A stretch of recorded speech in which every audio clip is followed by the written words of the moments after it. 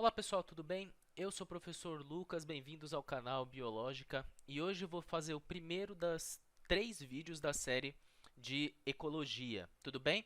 A gente vai começar falando de termos importantes dentro dessa matéria, fala um pouquinho de cadeia e de teia alimentar. Não deixem de me seguir, por favor, no Instagram, deixa eu só colocar aqui para vocês, arroba lu, arroba underline lu.cifert. Tudo bem? Então, vamos começar.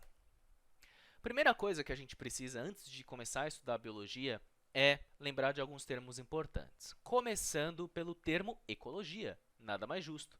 Tudo bem? O que é ecologia? Ecologia vem do grego oikos mais logos. Oikos significa casa e logos significa estudo. Então, é o estudo da casa. E o que seria a casa? O ambiente. Tudo bem? Então, ecologia é o estudo do ambiente. Estudo da relação dos seres vivos com o seu ambiente, como eu coloquei aqui em biologuês bonitinho. Tudo bem? Próximo termo que é importante a gente lembrar é o habitat, que inclusive tem muita confusão entre habitat e nicho ecológico.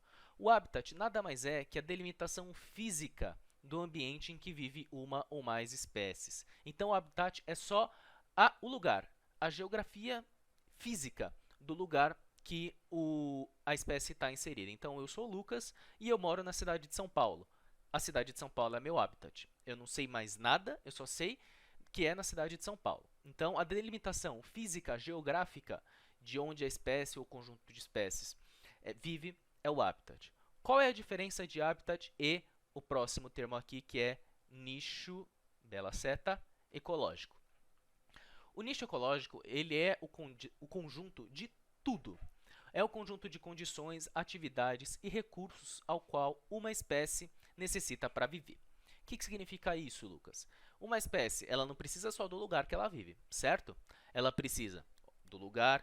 A gente precisa saber se uma espécie ela é arbórea, se ela é terrestre, se ela é aquática, porque isso muda o hábito de vida dela e os recursos que ela vai precisar. A gente precisa saber se tem comida suficiente para ela ou não, se tem luminosidade suficiente para essa espécie ou não. Enfim, o nicho ecológico ele basicamente é o conjunto de todos os recursos e condições e atividades que uma espécie necessita para sobreviver. Mas, Lucas, o habitat então faz parte do nicho? Faz, mas o habitat é um fator do nicho ecológico. Então, você precisa saber aonde a espécie está vivendo.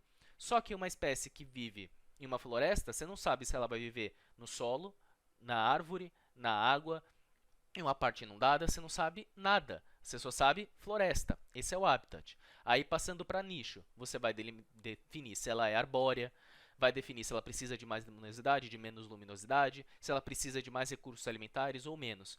Então, entendeu a diferença de habitat e nicho? Habitat é o lugar, nicho é o conjunto de tudo que uma espécie necessita para sobreviver. Beleza? Cada espécie tem o seu nicho específico e o habitat pode ser de mais de uma espécie, né? Eu aqui na minha casa vivo eu e meus cachorros. A gente compartilha o mesmo habitat, só que a gente não compartilha o mesmo nicho. Eu como arroz e feijão, eles comem ração. São recursos diferentes, a gente não compete por eles. Tudo bem? Só um exemplo para deixar claro. Fatores bióticos e abióticos. O que é isso? Fator biótico de um ecossistema ou de um ambiente faz referência aos elementos vivos, aos organismos vivos que fazem parte desse ambiente. Então, planta, animal, bactérias, etc. Os fatores abióticos fazem referência aos elementos não vivos desse ambiente. Então, umidade, temperatura, latitude, longitude, altitude, tudo isso faz parte de fatores abióticos de um ambiente. Próximo termo é nível trófico. O que é nível trófico? Nível trófico é o nível de nutrição de organismos em uma teia e uma cadeia alimentar. Lucas, como assim?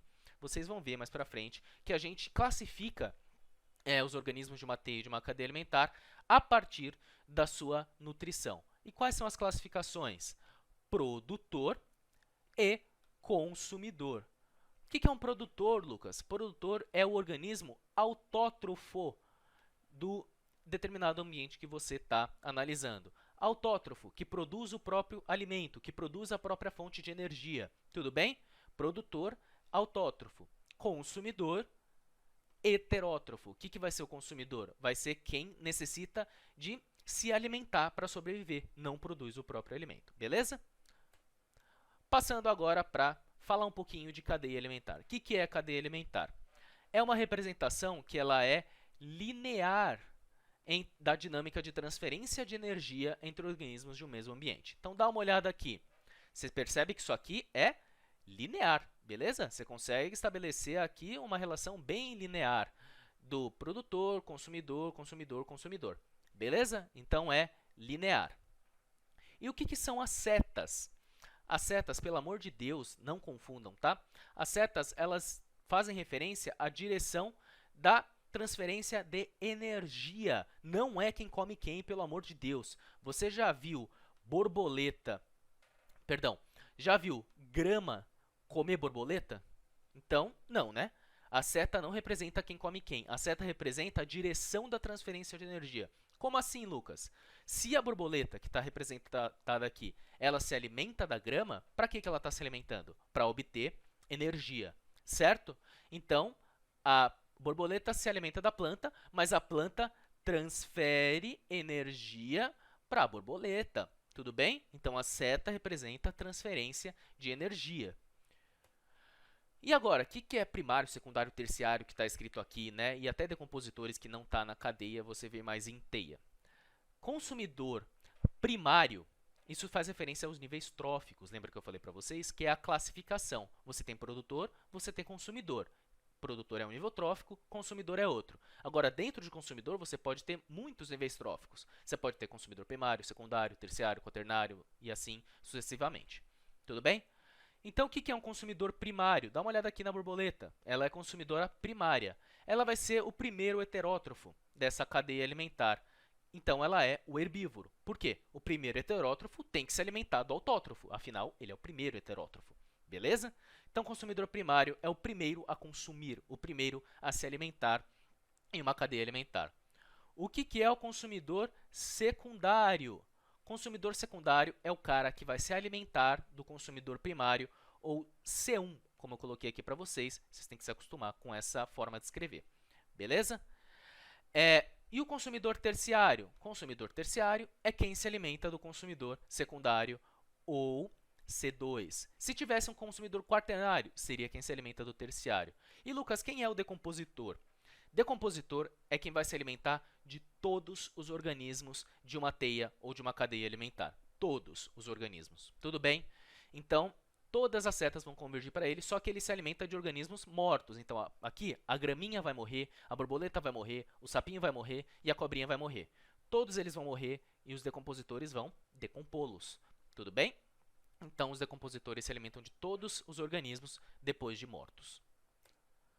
E de onde as plantas tiram energia? As plantas tiram energia do Sol, tudo bem? Como assim, Lucas? O Sol é fonte luminosa, tudo bem? A luz, energia luminosa, vai ser reagente para a reação da fotossíntese. A fotossíntese vai ter como produto para a planta ou para a alga açúcar, tudo bem? E o açúcar é energia. Essa energia que a planta vai usar ou vai acumular e depois alguém vai se alimentar dessa plantinha e pegar essa energia. Tudo bem? Vamos falar um pouquinho de teia alimentar aqui agora. O que é uma teia alimentar? Uma teia alimentar é uma relação multilinear da dinâmica de transferência entre organismos de um meio ambiente. Como assim, Lucas? Basicamente, são várias cadeias alimentares juntas. Tá? Junto um monte, você vai ter uma teia alimentar e essa é a representação mais fiel das dinâmicas de um meio ambiente. Então, é isso aqui, ó. Percebe? Tem um monte aqui de relações que vocês podem ver, mas ainda você tem produtores aqui, consumidores primários aqui, consumidores secundários e consumidores terciários. Está tudo sendo representado aqui bonitinho e nessa aqui tem até os decompositores. Tudo bem? Beleza. Já falei dos decompositores para vocês, que são as bactérias e fungos que vão se alimentar de todo mundo depois de morto. Só uma coisinha que eu queria falar para vocês, que é uma coisa que só tem em teia alimentar, porque agora é uma multilinearidade de relações. Quando a gente fala de cadeia, um consumidor primário só pode ser consumidor primário. Não tem como ele ser primário e secundário, primário e terciário. Não tem como, porque é uma relação linear. Agora, como é multilinear, vamos pegar o exemplo da onça aqui. A onça, ela se alimenta, tá vendo essa seta aqui? Ela se alimenta do coelho. tudo bem? O coelho é consumidor primário e a onça está se alimentando dele. Então, quem se alimenta do consumidor primário é consumidor o que mesmo? Secundário. Então, a onça pode ser classificada como consumidor secundário. Agora, a onça também se alimenta da raposa, e a raposa é consumidora de segunda ordem, ou consumidora secundária. Quem se alimenta de consumidor secundário é consumidor terciário, beleza? Então, em teias alimentares, a gente pode ter um organismo com mais de uma classificação de nível trófico. Então, aqui no caso, a onça, ela é consumidor secundário e terciário. Tudo ao mesmo tempo, Lucas? Tudo ao mesmo tempo. Beleza? Isso pode acontecer com vários organismos. Dentro de uma teia alimentar, em uma cadeia não acontece por ser linear. Em uma cadeia, cada nível trófico só pode ter, cada organismo só pode ter um nível trófico. Gente, tudo bem? Era isso que eu queria falar para vocês nessa aula. Não esqueçam de ver as outras duas, beleza? Um abração para vocês!